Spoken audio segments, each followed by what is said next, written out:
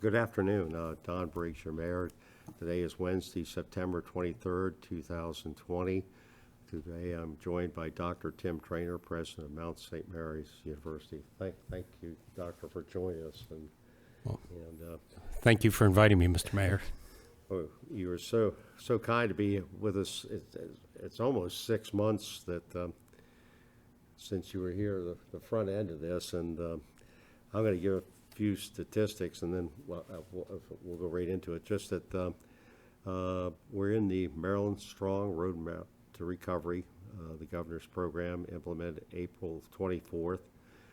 September 18th, the governor relaxed seating capacity, indoor seating for restaurants to 75% capacity. The county executive tapped the brakes and wants to stay at 50% capacity. Well, we'll see what we're doing. We're talking to our restaurants at this moment. The statistics are the state testing volume is 2,441,225. Confirmed cases 121,297. Persons tested negatively 1,430,808.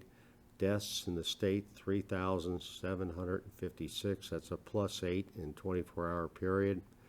Frederick County has 3,958 cases, 124 deaths, 7 probable related deaths. In our zip code, 65 confirmed cases, up 5 from last week. For the state, ICU beds, demand is up slightly, acute beds up, total beds up 2. There's a little uptick in the market as we adjust into the fall. Again, the Frederick County Health Department will not give any, release any information, any details with the cases. Doctor, thank you for coming on, and like I said, you were here in May, and at the front end of this, we're all fishing for what's going on, and now we're here 6 months later. You have a distinguished career as a retired brigadier general, and United States Military Academy, after 33 years of service, and graduated with a Bachelor of Science from the Military Academy, and have an MBA from the Fuquay School of Business at Duke, and a doctorate in industrial engineering from North Carolina State University. Reopening of the Mount. I mean. Well, thanks again, Mr. Mayor, for having me on here. And it has been since May, and a lot has changed since then. What I'd like to do is, as you said, is talk about the reopening of the Mount and what we've been doing and where we're going. Just to give you some kind of statistics and idea of exactly how it's going. We started classes again on the 17th of August. But we started moving people in a week before that because we were doing phased. We were doing 100% testing of everybody as they came back, all the students and seminarians as they came back onto campus. We do have a lot of people on campus. We are doing what's called hybrid classes, where we have outfitted all our classrooms with technology so that students can either be in the classroom or they can be taking the class, synchronously through Zoom remote technology. So they could be in their residence hall room or somewhere else on campus, participating in the class while some are in the classroom. And that way we reduce the density, meaning and then we can enforce and practice social distancing in the classrooms. We also have about 14% of our undergraduates who've chosen to do the full semester fully remotely, meaning from home. And so we've had this hybrid education going on so far, and it's going well. We do have a number of students living on campus. It's fewer students than last year because, not because of demand. We have more students and want to live on campus than we can. However, we needed what's called de-densify, or reduce the number of students living on campus to reduce the density of people on campus. So we limited how many people could be in that we could house, and we partnered with a local hotel to provide some space, and so we have some students living at a hotel. We did, as I was saying, we did move in over 5 days, 100% testing of everybody as they arrived. In terms of cases, we do have cases right now, and we've had cases since students came back. And I want to start actually before people came back. Before students and seminarians came back, we required them all to get a test at their home. Almost all of them, but not quite all of them, could get a test at home. If you remember, this is back in July, late July, when there was a real resurgence in many parts of the country where people could not get tests if they were asymptomatic. Regardless, we had students and seminarians. Those who were able to get tested got tested, and about 12 were identified as positive, so they never came on campus, meaning they stayed home until they were recovered and cleared by a physician. So we prevented some cases from coming. But we did have some students who tested positive, and we had, over the first few weeks of the semester, we had anywhere from about 12 to 20 active cases, all very manageable and controlled and contained. This week, I'm happy to say we're down to 5 active cases, and I'm certainly hoping that goes the rest of the way this semester. But we have a very active management plan that I'll talk about, detection and management plan that I'll talk about in a few minutes. So I would like to say that our enrollment is up, believe it or not. In a lot of colleges and universities, enrollment has gone down. We're different. We have about a 12% increase in the number of our undergraduate students. We've got our largest freshman class ever by about 70 more students, about 12, likewise about 12% more than ever before in the freshman class. We did give students more financial aid, in part because of the economic difficulties that families are facing in this pandemic.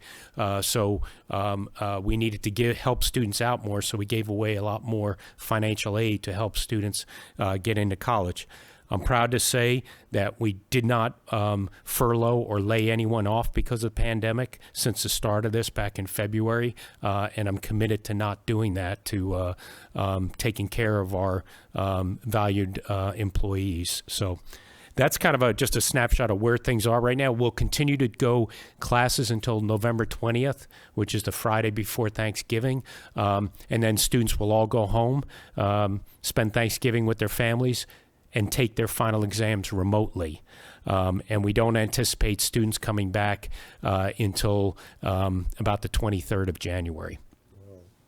Well, what are your top takeaways from this? No, thanks for that question. You know, I've been thinking about this, and I'm gonna list 5 top takeaways, and then illustrate a couple of thoughts in each of them. And the 5 are: first, have a plan and work the plan. Second, close collaboration with our local partners is really important for success. Third, continual testing and in multiple modes is key to early detection and containment of any outbreaks of the virus. Fourth, I would say having our own contact tracing operation has enabled us to accelerate our virus containment strategies. And then fifth, COVID is having a significant financial and emotional impact on the university. So those are the 5 top takeaways, and I'll talk a little bit about each. In terms of have a plan, work the plan. We started the planning for the fall back in April. You know, we didn't wait until see how the virus would develop and whatnot. We aggressively started planning in April.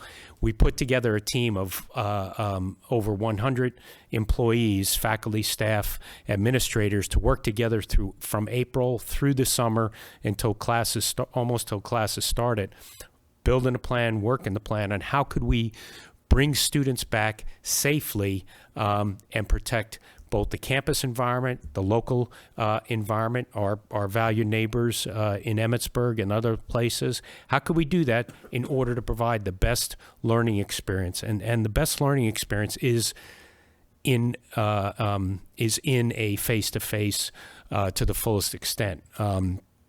And so we worked the plan really hard. About 20% of our employees were involved in that planning process. So we used a lot of talent and got a lot of input for it. And so we didn't wait to see how the virus would develop. We planned based on some contingencies. And as the virus and the environment developed, both economically and virus-wise, we adapted our planning to accommodate that. It's been really important in that planning for us to be transparent to our community. So what we've been doing is throughout the summer, we did virtual town halls with our employees, a lot of messaging to students and parents. And then since school has started, we have, I send out 2 emails a week, one on Tuesday and one on Friday, that updates the community on the status of the virus, the number of cases and testing, and other items. But we also have a public dashboard for our case count, which is available on our website, and we update that twice a week. I talked about close collaboration with local partners is important for success. Of course, working with you, Mayor Briggs, we've been in contact a lot this summer throughout this process. You receive our weekly updates, and we're really glad that you've been a close partner with us and been very helpful, particularly with helping us with managing and caring for our students who live downtown in Emmitsburg. And so, thank you for that. Thank you. We've been doing weekly calls over the summer and now monthly with the Frederick County Health Department, and they've been a partner with us in helping us with some of our testing.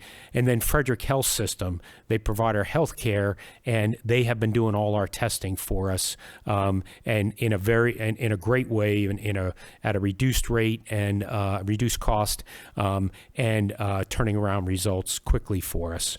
And then I mentioned before already having a partner hotel we had to go to get to house some of our students. This idea on testing, I said continual testing in multiple modes is key. I talked about the pre-arrival testing we required, and then 100% testing of all students and seminarians when they came back. We also had many of our employees get tested before we started classes. So that helped us identify some cases right up front and then contain it. But we've also been doing weekly testing of about 250 people each week as part of what's called surveillance testing. And we've been doing that based with what we call our higher risk groups. So our student athletes, our student interns that are teaching in K-12 schools somewhere, our residents of certain halls that indicate there could be a case in it based on wastewater testing. And so we're part of it's kind of not an experiment. It's been done before with polio, but a relatively unique testing method is testing wastewater. And because we have our own wastewater system, our own sewage system, what we do is we take samples of the effluent coming out of each residence hall, out of the seminary and specific buildings. We take samples and we submit it to a company that runs a test to look for what's called elevated RNA levels in the waste. And if there's elevated levels of RNA, it indicates that a resident could be shedding the virus in there. So you could have a case or cases in there. And we've used that very effectively. So we detected a few weeks ago an elevated level in one of our freshman residence halls. We did 100% testing of those students the next day, and we found that there were 10 cases, or about 5% of the residents were infected. they were, all but one of them were asymptomatic, meaning they didn't have symptoms. So we would never have identified them if we didn't have the wastewater to indicate that there was an issue. So we have that test done now twice a week, and we use the results of that to inform our surveillance testing plan, and that's been very effective. And the county has been a big partner in this, and in helping us do this, and they actually pay for that testing. And so contact tracing has been interesting. Contact tracing, when we looked at the plan, when we did our plan this summer, we said relying on overtaxed state or county contact tracers would probably not help us. We could do this on our own.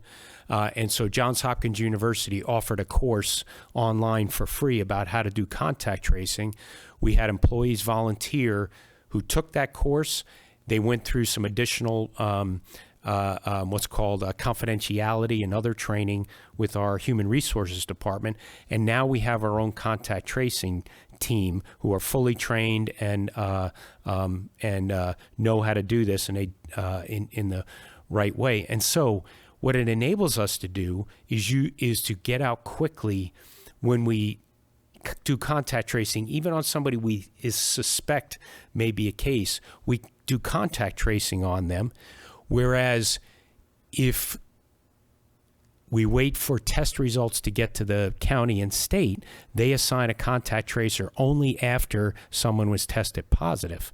So there could be a 1 to 4 day gap.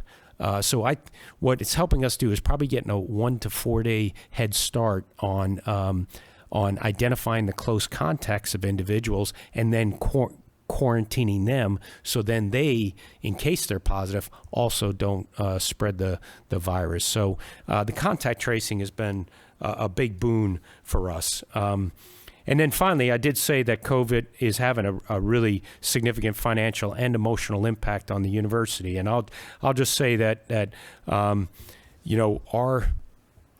our lost revenue, our estimated lost revenue and additional expenses from this pandemic is over $8 million, or about 12% of our annual budget. We're fine. We're going to make it.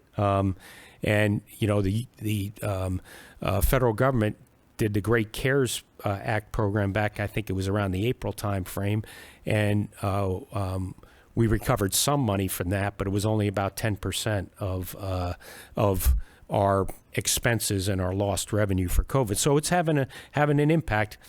We're going to be fine, and we're going to make it through it, but it is having an impact. And then, as likely you've seen, when I talk about the emotional or mental impact of COVID, even with folks, there's so much uncertainty about, the COVID environment, the health environment, uncertainty about the of the economy. There's a lot of racial and social unrest going on, and a very, frankly, divisive political campaign going on, and those factors don't help things on people seeing hope for the future. And so the message I would give is our motto at the Mount, Spes Nostra, our hope.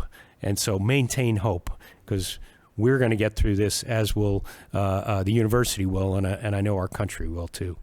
I had a wonderful experience of going around to your students' housing with Dean Estes, and we were received very well. It was I guess, a surprise attack. They didn't know we were coming. It was around 6 o'clock or in the evening, and we just really worked on, you're here to become leaders, and some of them were sports houses. You're being trained to be leaders on the field, and I seem really receptive to that this is they need to step up. And I know they're 18 to 22 years old, and well, they're doing a great job. We're really, really pleased with that. What do you see for the rest of the year? Any sports? I mean, are they going to is basketball going to start in February, or what? That's a great question. And again, thank you, Mayor Briggs, for going out and visiting our student houses in town. That had a big impact on them, positive impact. So thank you for doing that. Here's what I see for the rest of the year. Like I said, students are going to leave on November 20th, and we're going to start again about start moving in again about the 23rd of January. I'm anticipating that right now that we're going to be in the same operating environment we are now, meaning doing the hybrid classes for the second semester, for the spring semester. And we're going to be in that way until a vaccine is widely available. Now, a vaccine could become available in December, January, but I know it's going to be focused on those who, they're going to be prioritized. Probably people, healthcare workers, for example, will be prioritized, which is exactly the right thing to do. So we may be lower on it may not be widely available. So we're anticipating starting again in the spring semester in January, like we did this fall. Now, you asked me about sports, and that's really interesting. Right now, we have teams doing small-scale limited practices if they're healthy and they don't have any issues with COVID on a team. But basketball is still being worked. So there's going to be no fall competitions. The NCAA or the Northeast Conference decided there's not going to be any fall competitions. We're going to try and do fall sports in the spring. And so we're coming up with a plan for that. And that's going to be interesting because, we got the Waldron Stadium, one turf field, and we've got 4 teams that play on that. And so it's going to be interesting managing all of that. But it's a good thing that the students hopefully will have an opportunity to play their sport in the spring.